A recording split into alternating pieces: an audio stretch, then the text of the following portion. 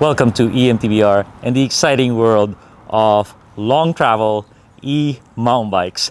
This, I think, is one of the hallowed grounds of e-bikes. We have a lot of suspension, full suspension travel and full powered motors. A lot of options, some carbon fiber, maybe some aluminum options.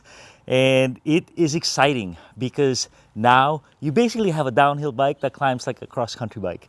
And there's so many options right now. And these are three of the finest options, three of the finest e-bikes ever made. And I've been riding them for 3 months. They've kept me safe. So what we have starting from here is the Crestline S180 carbon fiber mullet or 29er configuration, and it comes with 180 millimeters of rear travel or 180 millimeters of front travel.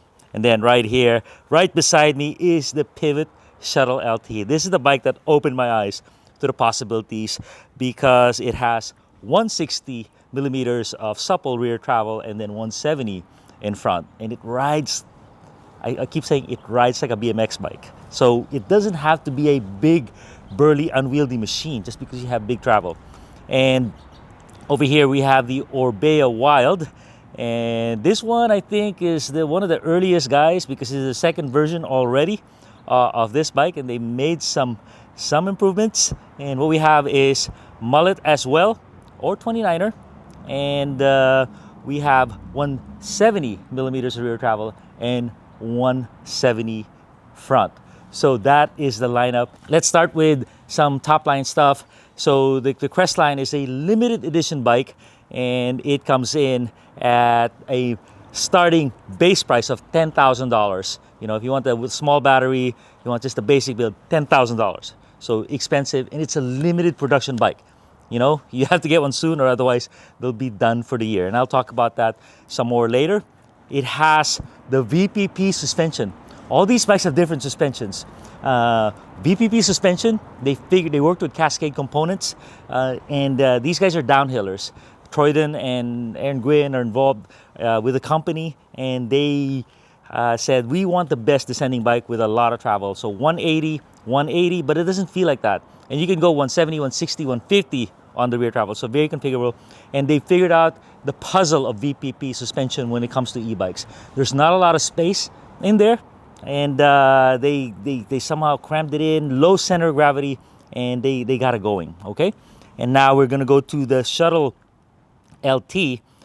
This one starts at $8,600, $8,700, and then it goes all the way to $15,000. So I'm sensitive to the starting point, the entry point, get you in. What's the minimum to get you on the ground floor? $8,700 for this, so not cheap as well. Only carbon fiber, DW link, and it's been tuned for e-bike, meaning a lot more responsive, a lot more supple. Has a straight seat tube, so a lot of dropper post insertion, and mullet configuration is the native configuration for this guy. You could have 29er as well. The battery size is non-removable, 750 watt hours. On the Crestline, it's basically 600 watt hours and 800 watt hours. You could also, with a special phone call to those guys, they'll give you an adapter so you could fit in a 400 watt hour. And you know what? All of these have Bosch batteries. Bosch batteries, Bosch motors. CX5, CX4 race, and CX5 right here. So let's talk about the Wild. The Wild is your classic horse link suspension bike, 170 rear and front, and it came to me as a native 29er, but I think you can order it either way. They did send me the wheel set. When you go 27 mullet, you have to change this carbon link. So it's gonna cost you money, $300. So make sure you pick the right option. It's not just swappable easily with a flip chip. Okay, so Bosch CX5. And what's really cool about this guy is you can have a 600 watt hour battery or a 750 watt hour battery. That one's 600 or 800. 600 or 750.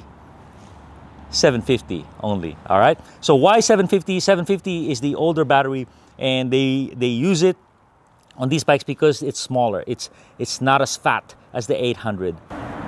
Okay. So without being too obvious, all of these are compatible with the extender battery of Bosch, and that is a game changer. The extender battery of Bosch is a 250 watt hour battery that will be can be configured here with adapter plates. Here it's nice and low. Here you got to lift it a little bit because to get it past this plate. And over there, I think you got to lift it as well to get it past that shock. So really cool. It's a cool, but mind you, an extender battery is a good option. If you're going to keep your extender battery on your bike all the time, you bought the wrong battery. So make sure you choose wisely, 600 or 800. And I would say get the 800. So that's what you have. And if you have a need for bigger rides, then get a extender battery. And but keep in mind, the back of your mind, like it's a nice to have that later if you need more range. If you're always have anxiety or group, you're always running out in the group, then you just get an extender. Okay. Speaking of batteries, non-removable on this guy. Non-removable meaning it takes at least 20 minutes to 30 minutes for you to do it. And over there, removable, but not so easy. Maybe it takes 10 minutes. So you could, have a snack on it. So they're nothing like the Trek where you slide in, slide out. So that's the options you have for removable battery. So let's get to some riding. Let's get to some suspension. And then I'm going to give you the nuggets on why you should choose one bike over the other. I'll start with the Wild. So the Wild is an interesting machine. It took me a little bit to get along with it. It came as a 29er, but you could order it as a 27. So as a 29er for me, I deeply prefer mullet or MX or 27.5 rear for my height and my style and our local trails. Our local trails are tight. E-bikes are heavy on the tail. So anything you can do to liven up the rear is good. And even more important is the dropper post. The dropper post, if you have a 29er, I love the 200 mil dropper post, not even for my height, but you get a lot of buzz on the back end when your post is so long and you have a 29er wheel. So that clearance for the tire is very important. So it is a stiff front end. Stiff front end. It's a racing machine, and I did what I could to get this rear active.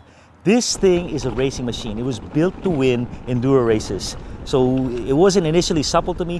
When you open it up on a kind of just janky, rutted, rocky straight line, this is incredible. That's when this thing woke up and beat my times on the LT. But I got it to be lively and with the mullet, it didn't shorten the chainstay, but still a cool machine. Everyone who rides it now are like, dang, after the second ride, they're like, wow, pretty amazing. The CX-5 motor is, I think, is one of the best motors today, except for that DJI motor, which doesn't have really any bikes aside from the DJI bike. All right, so now let's get into the Pivot Shuttle LT. This bike for me was a game changer. I love the Pivot Shuttle AM. I thought that was better than the Levo, which was the king. I crowned that the king. But this one, they just really worked on the travel, the suspension, and it has no downside compared to the Shuttle AM. In fact, I even think the seat post insertion length increased with this guy. So the real strengths are the suppleness, the travel, 160 travel. Now it's a natural mullet. You can fit in a 29er if you need, but mullet is how it comes. And the Float X now is so good. The DW Link is so tuned to be supple, responsive, and give you a lot of traction. So I have a very long dropper on this guy. I can fit up a 200 millimeter dropper, so it's game changer. So CX4 Race is the motor on here, and it's a great motor. It's a great motor. If the CX-5 didn't exist, I would say this is one of the best motors. But compared to the CX-5, that is the next level. It's more, CX-5 is more quiet on the uphill, slightly, and no rattle on the downhill. So, and then we'll see what kind of mods or upgrades they'll have for the CX-5 later on. So a couple caveats on the Shuttle is they made the reach really long. Like for a medium, the reach is 470. And so a lot of people are being caught off guard. They're buying the size that they've always bought in the last 4 bikes, and it is way too long. So I'm not sure why they did that. So for me, luckily, I got great advice from Pivot. They said, hey, for your preferred reach, 450, 455, we'll give you a small with a 450 reach. So just a smidge small for modern riding, but it's perfect. Because it's a long wheelbase bike with slack head angles, you don't want to oversize it. Otherwise, the bike's going to be too big, the wheelbase is going to be too big. So it's so perfect for me. And all my friends as well have been sizing down and being happy. And the ones who didn't size down, returned the bike and got the right one. The other angle is the chainstay doesn't increase in length. It's fairly short. And so if you are L, XL, or XXL, whatever size they have, the balance, the position of the rider is a little too rearward. For me, small and medium, perfect. So let's get to the Crestline. The Crestline is kind of that mystery bike out there. Like, what is going on? Remember Moot cycles or Jeff Jones cycles? They're so exotic and limited production. This one is kind of like that. It's kind of a Jeff Jones back in the day. It shows you my age, where it's an exotic bike, limited production, but they've solved a lot of problems that others haven't. So what they have is a VPP suspension that's very active and supple, and they were able to cram it in that little space over there. So the the anti-squat is not so present. It's just an active downhill bike, and where it really excels is when you need to travel, for sure, 180 millimeters of travel. But yeah, when you're hitting like square edge hits or holes on a very fast downhill, that rear just goes like that, kind of bottomless, and you feel like you're accelerating. What's happening is you're not really getting slowed down. Similar to the old Nomad 3, but in kind of a new dimension. The other thing they did is it's super compact. They got a link down there. They got a link up there. They're all hidden. The Wizards of Cascade Components worked on this suspension, and it is a delight. The other upside is 180 travel, but it doesn't look or feel like 180 until you need it. You can have it 170 with a different shock length. You can have it 160 or 150.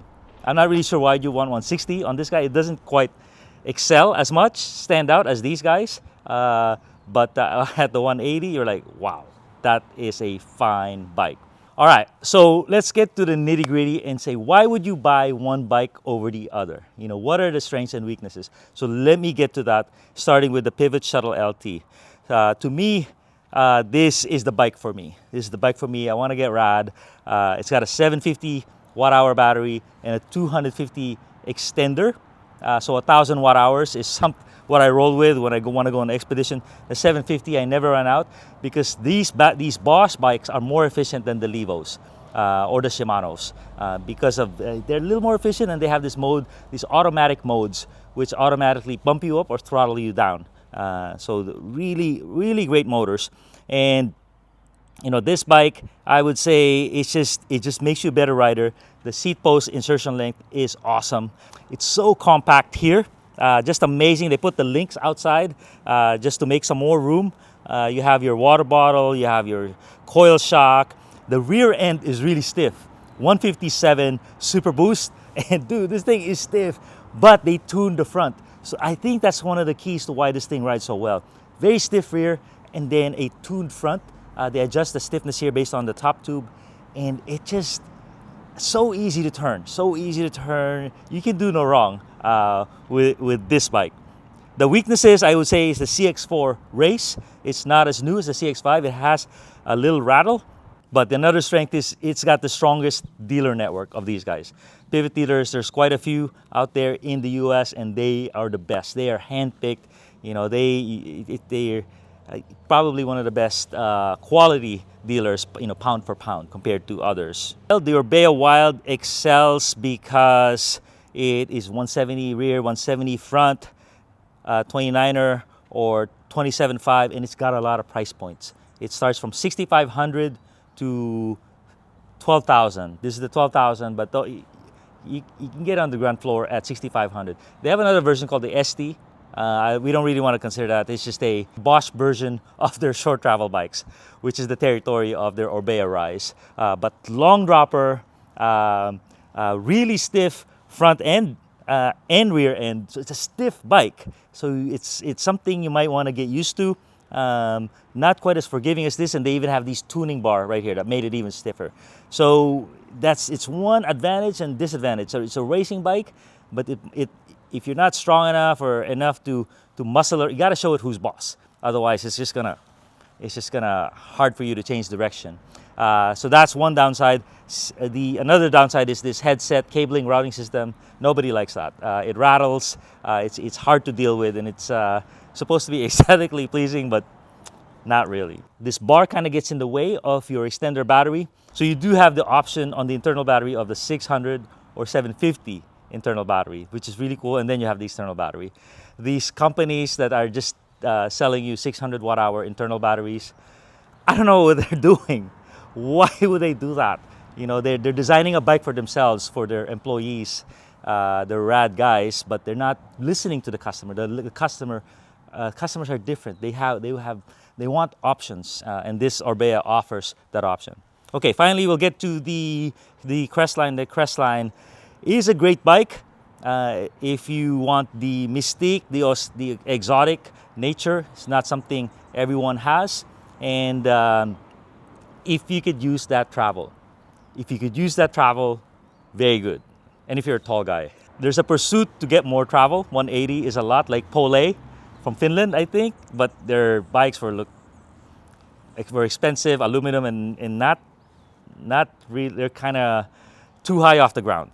These guys are the Pole and the Jeff Jones bikes that got it right. You know, just a small group of guys, and they got the dialed. If you need that 180 travel, if you just want 160, I don't think there's a reason to go here because it's so expensive and on the bottom price. And the real problem of this bike, what you got to think about is the dropper post and tension length. I could do 200 here, 200 here, and I could do 160 there. Because the shock is interrupting the seat tube, you know, that's an issue right there. So a couple other issues, it's basically almost like a consumer direct model because there's very few dealers. Here in Northern California, there's one dealer, it's in San Rafael, and there's no way I'm going there. So basically, and what they want is, if you have a electronics problem, you deal with Bosch directly.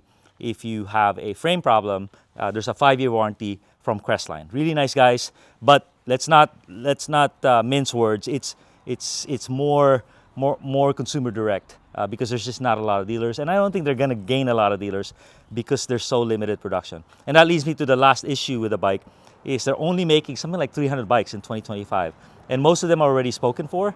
So they're gonna run out of bikes. It's gonna make them more exotic, but it's like, hey, now that the word's out, why don't you make more bikes, make more money? So a lot of people are gonna be left out in the cold. They won't be able to get this bike. Kind of like a Jeff Jones, but maybe you'll have good resale value.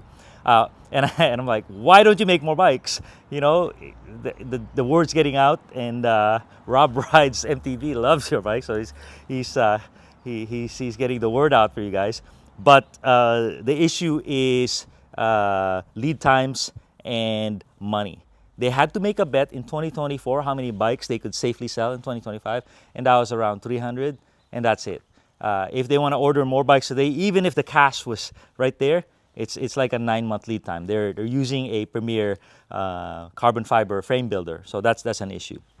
Said a mouthful. Please let me know in the comments which one you would pick right now, or if you won the lottery, or which bikes did I forget to include in this 3-bike long travel shootout. Thanks a ton.